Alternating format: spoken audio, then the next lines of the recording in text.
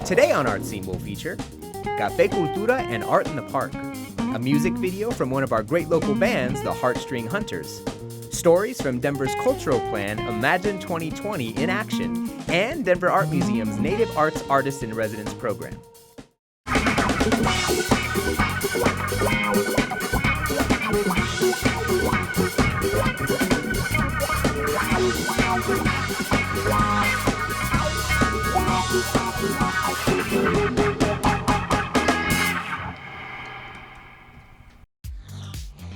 Hi, I'm Bobby Lefebvre, and welcome to Art Scene.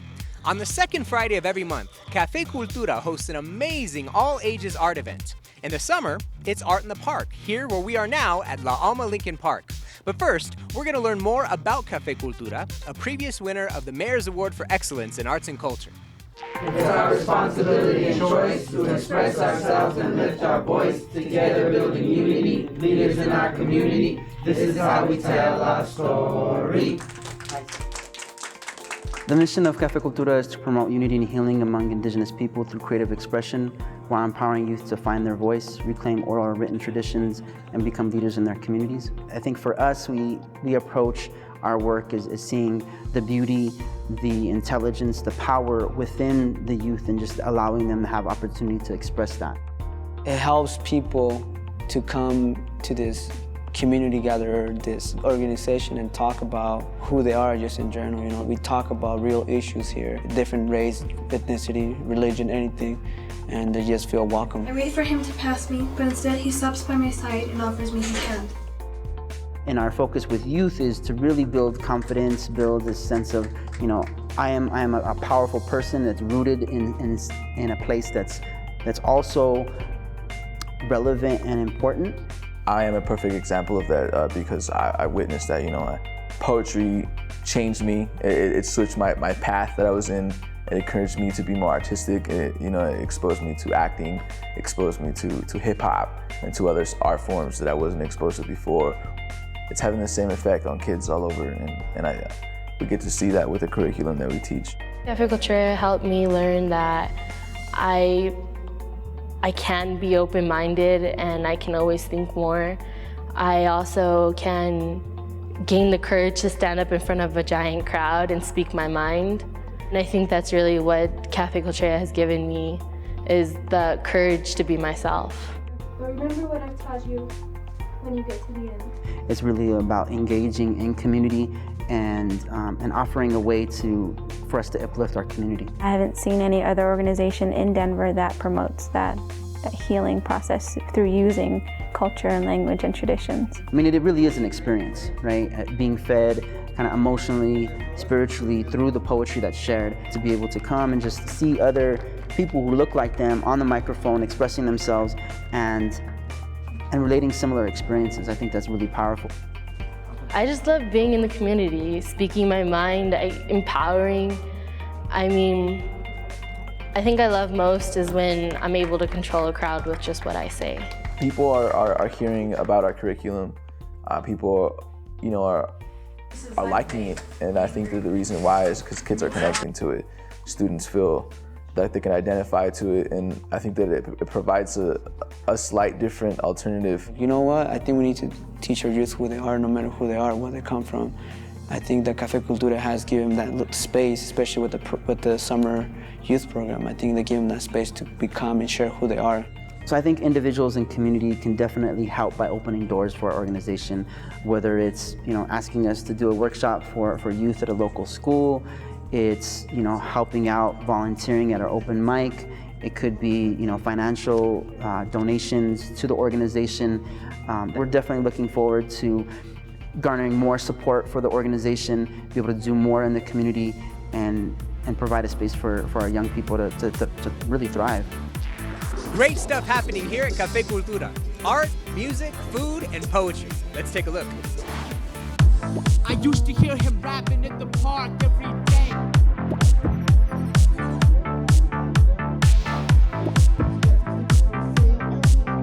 Sounds of color covered by clouds of thunder hovering down as the hummingbird about in the summer.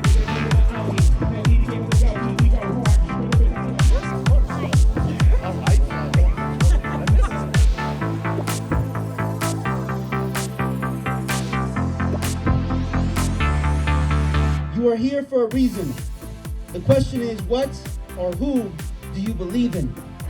So Cafe Cultura started in 2004, and we drew inspiration from movements uniting indigenous people north and south, and realization also that as younger poets that we needed to step up upon the death of Lalo Delgado, and we really wanted to use creativity to unite people. And so Cafe Cultura's mission is to promote unity and healing among indigenous people through creative expression while empowering youth to find their voice, reclaim oral and written traditions, and become leaders in their communities. And Art in the Park is one of those programs that we utilize to be able to do that. What has been your favorite thing about working with Cafe Cultura? Being exposed to all of the great artists and organizations that are in Denver that no one really gets a chance to hear about unless you're here in Cafe Cultura, so that's been really nice.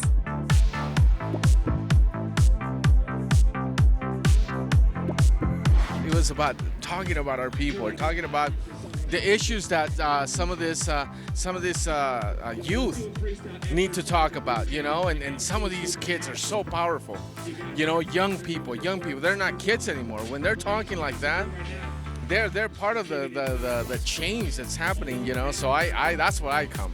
That's why I come. I was so inspired, and made me, you know. Daddy, I don't want to break your heart as you've done mine so many times, but you need to feel my pain.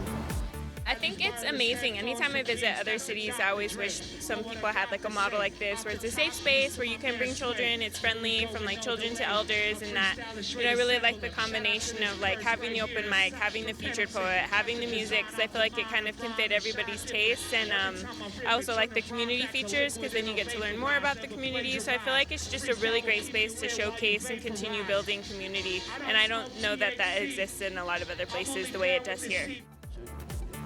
It's such a good community kind of set thing, and specifically for me, indigenous community grouping and creating safe spaces for art and for spoken word and for places for people to express themselves, and in particular, you know, for people who are often marginalized, those are really, really important things. I also really admire and respect just the community involvement that has occurred with Cafe Cultura, and how, you know, people get to speak and dance and paint. I really admire that, because it's I think it's a necessary outlet for any community, doesn't matter where you are. There'll be more Art in the Park coming up. From dumpsters to sculptures and much more, Denver's cultural plan, Imagine 2020, is coming to life through many community partnerships.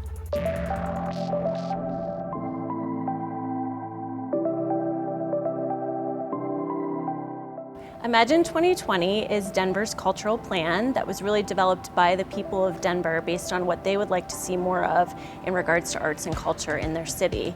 And it's based on 7 vision elements. So it provides a forward-thinking way of looking at culture in our city and ways that we can strive for more engagement in the arts. What's been really exciting is to see the community come together and adopt the plan and advance it with their own vision, with their own organization. A lot of the other neighborhoods, they got their dumpsters taken away, but it was in the alleys. For these housing projects, they put them right here on the streets. We wanted to decorate them a little bit for this community, give them ownership of their own space. Wings of the City, Alas de la Ciudad, is an art piece by Jorge Marin, a contemporary artist from Mexico. It was about amplification. We got coverage here in town, but also in Mexico. Free for Kids at the Denver Art Museum is really in the same spirit as Imagine 2020. You have the major institutions, they have wide open doors, and they really want to make their offer attractive to everybody in the city. I think that is something that's very Denver. Warm Cookies of the Revolution, we're a civic health club, so we try to get people involved in civic issues, but we try to do it in ways that aren't too boring. Everything that we do with Warm Cookies, but also with the Stomping Ground Games right now, is geared towards getting regular community folks involved in learning about what the issues are and then taking action on it. That's what we do. That's what every one of our programs is about. We need local creative problem solvers, in order to build the kind of city that works for everybody, a city that is not just good for some, but great for all. I think Youth on Record is important to Denver because anyone can just come in here and use the space whichever way they like. You're always able to meet more people. If you need someone to sample guitar for your beat, just anything at all. There's a lot of different people who come by. And I think that's really powerful for the community. Hope Tank is a for-profit social enterprise where we sell gifts that give back. If we are going to be a city that's leading in growth, we really need to include everyone in that growth, and giving people jobs and opportunities to sell their products is a huge part of that. The 303 Artway is a new 9-mile urban trail that's proposed to connect various neighborhoods across a wide variety of social and economic conditions. We need people to come out to give us input, to remain engaged over a long period of time. It will take years to actually implement the 303 Artway idea, so making sure that people remain excited about this is really part of our challenge. Everyone can get involved with Imagine 2020, and that's what we hope for. It's not just about art organizations, it's about bringing people together, it's about sharing what inspires you, because the arts matter in Denver and everyone matters in the arts. Quite frankly, when we say let's imagine Denver in 2020, again, we're talking about arts and culture, and we're talking about it as a foundation of our quality of life and a foundation of really defining who we are.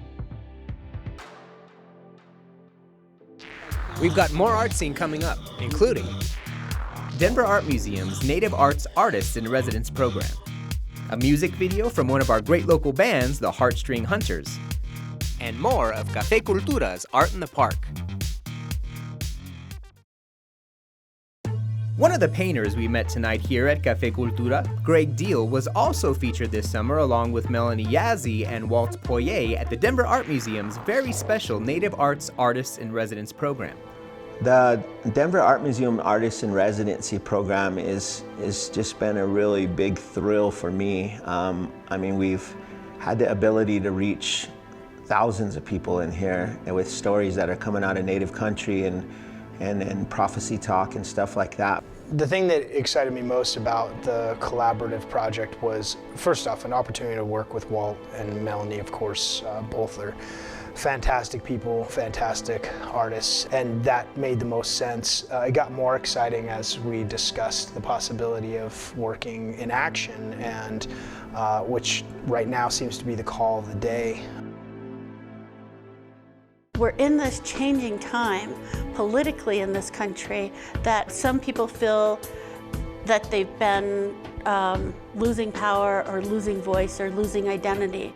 We're kind of an unhealthy organism on this planet right now, and nature has a way to deal with unhealthy organisms. So if we don't become healthy and connected again, then we're going to feel that. But there's a large rising up and a large awakening, I think, that's happening in the United States, especially amidst the political and social turmoil that's going on right now.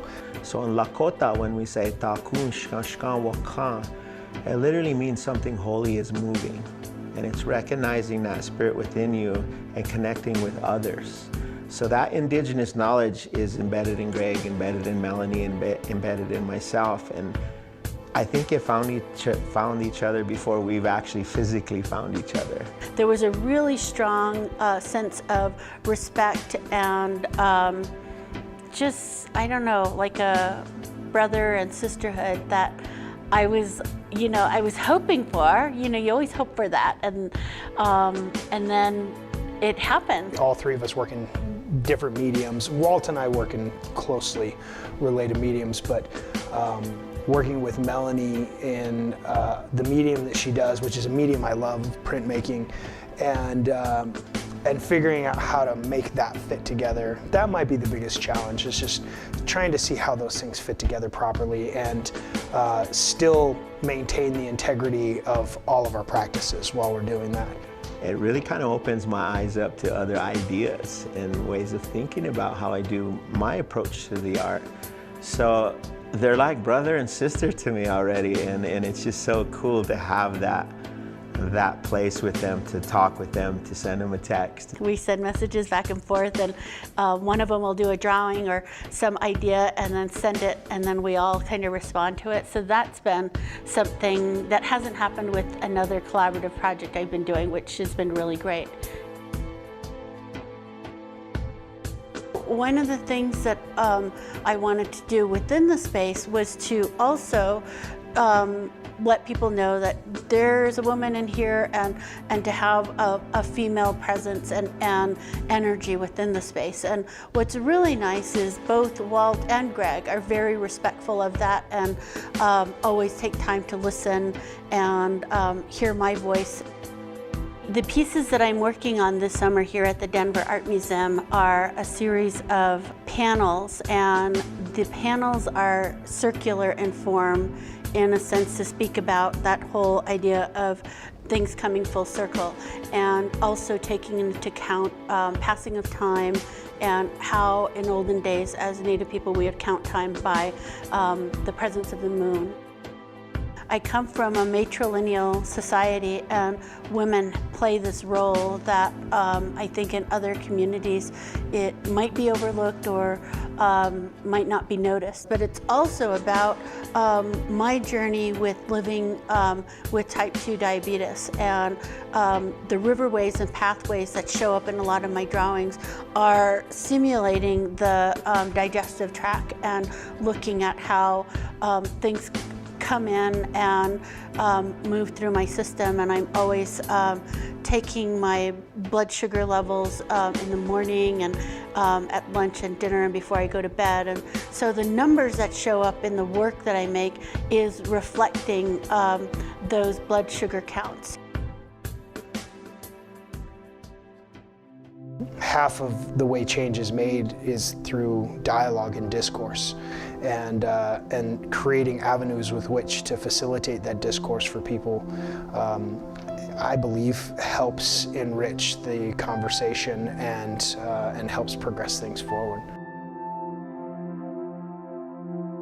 This painting I'm working on is kind of a montage of different things that is kind of about identity, using different images and different sets of colors, but using straight lines to sort of divide those things up, or to actually segment them.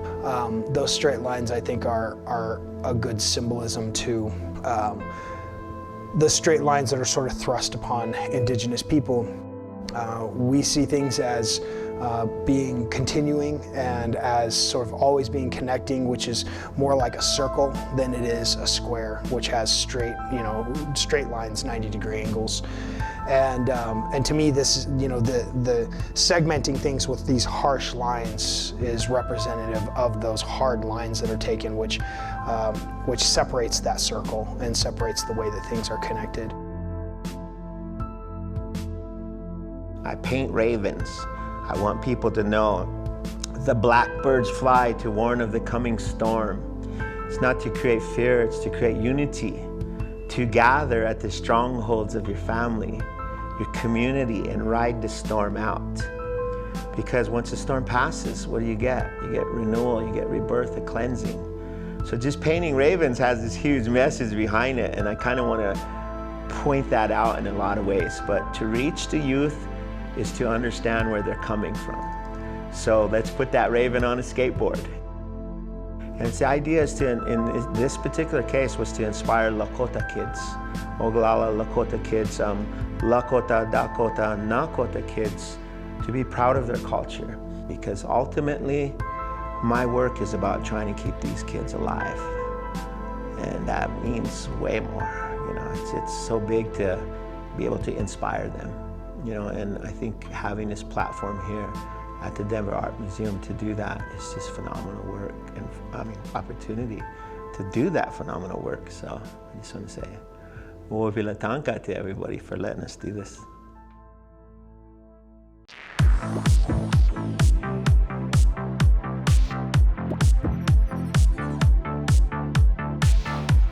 And now, a music video from one of our great local bands, the Heartstring Hunters.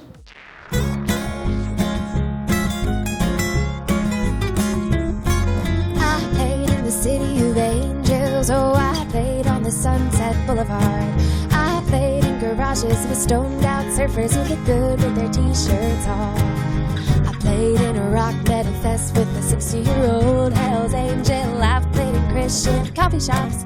I played on the streets of Santa Monica, Francisco. Oh, I played on the roof of a castle in Laurel Canyon. I played at the House of Blues. I played in Kansas for a cattle farmer's daughter. I played all alone in my room. I played for a drug dealing 18-year-old on the rocks of Ponce Inlet in my favorite skirt. He told me he just might have to keep me around a while, but I said, I sing because I'm happy. I sing because I'm free. I sing because somewhere something is watching over me.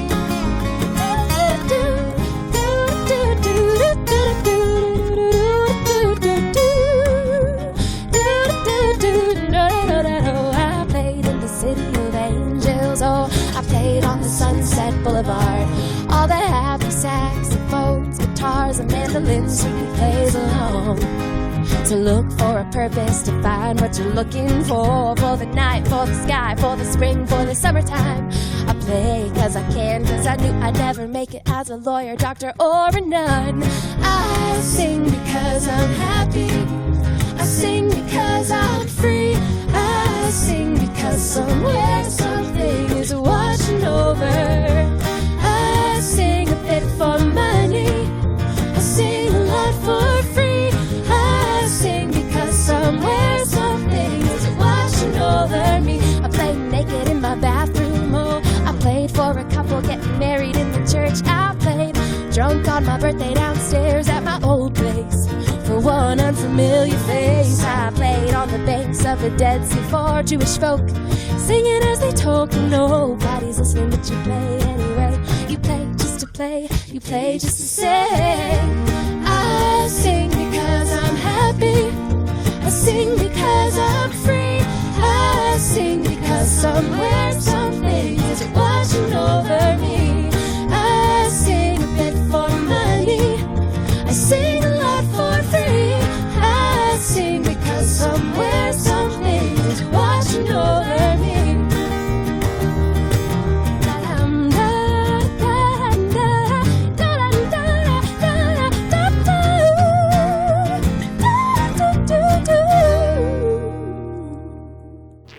We're back with more Art Scene here at Cafe Cultura's Art in the Park.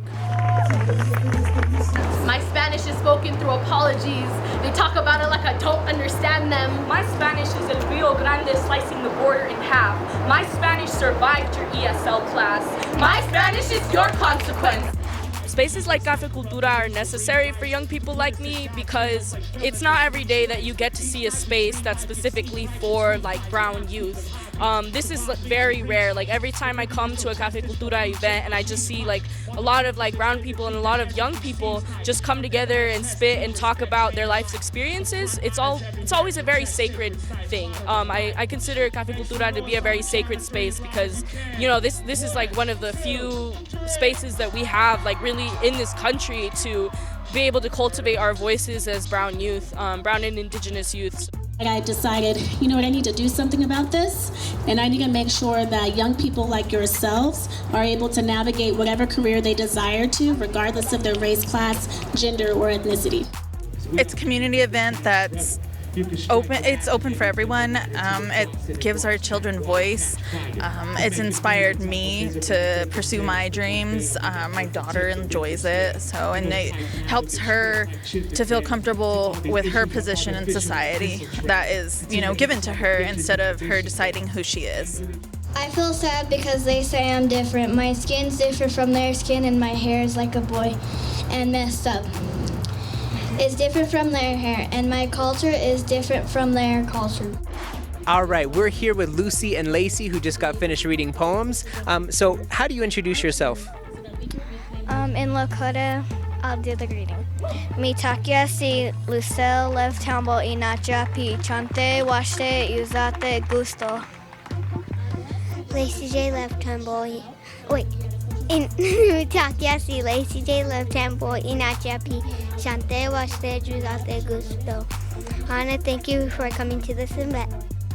I was taught to protect the water and Mother Earth and Standing Rock. They are trying to pollute our water. I will keep the oil in its rightful place and away from our water. I am a young Indigenous girl. The smell of water reminds me of the water protectors and the people of Turtle Island because water is life. It offers us an opportunity to really kind of put up a mirror to ourselves, right? To our community, to society, and say, look, this is what we see, and pointing that out and people connecting with that experience and with that message, I think is super critical. If you're strong in who you are, what you're about, your mission, and you're proud of yourself, you could do anything, right? And we say, yeah, we're doing poetry, but more than that, it's about being powerful. It doesn't matter where you're from, they come in and you get accepted. Yeah. You bring a good voice and you bring your heart with you, and that's it, that's all you need.